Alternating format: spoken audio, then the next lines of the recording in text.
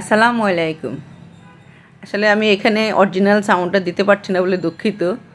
Original সাউন্ডটা দিলে আপনারা আসলে খুব বুঝতে পারতেন। সামান্য একটু দিয়েছি, সেটা দেখে অনেকটুকু আঁচ করতে পেরেছেন নিশ্চয়ই।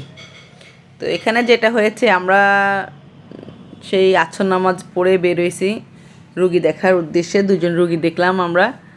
আস্তে আস্তে আমাদের রাত্রে 12টা বাজছে। তো আমরা হসপিটালে গেলাম, একটা বাসায় গেলাম। তো চা খাওয়া হয়নি।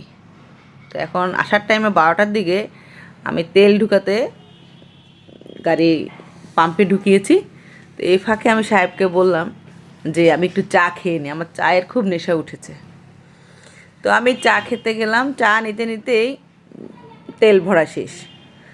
আর এমন অবস্থা হয়েছে, আপনার চায়ের কাপ যে ওয়ান টাইম, এই গ্লাসটা ধরে যাচ্ছে না, এত পাতলা, যা বলার মতো না। সেটাও আমি শেয়ার করেছি। এরপরে হলো আপনার টিস্যু দিয়ে পেঁচিয়ে নিয়েছি। তো আমাকে বলেছিল যে খেয়ে নাও, আমি বলছি যে না, চলো আমরা যেতে যেতেই খাবো। পরে ও বলছে যে না, আচ্ছা তুমি খেয়ে নাও, আচ্ছা আমার হাতে দাও। তো আমি ঠিক আছে, তাহলে তুমি ধরো, আমি চালাচ্ছি, বাসায় যাই খাবো। আসলে আমাদের দেশে তো বৃষ্টি হলে রাস্তার অবস্থা খুবই খারাপ হয়ে যায়। তো রাস্তাটা খুবই খারাপ ছিল, আর ওর হাতে চাটা পড়ে যাচ্ছিল। চাটা খুবই গরম ছিল। তো আমি ওকে বলেছিলাম যে তুমি ফেলে দাও, সে কিন্তু ফেলেনি।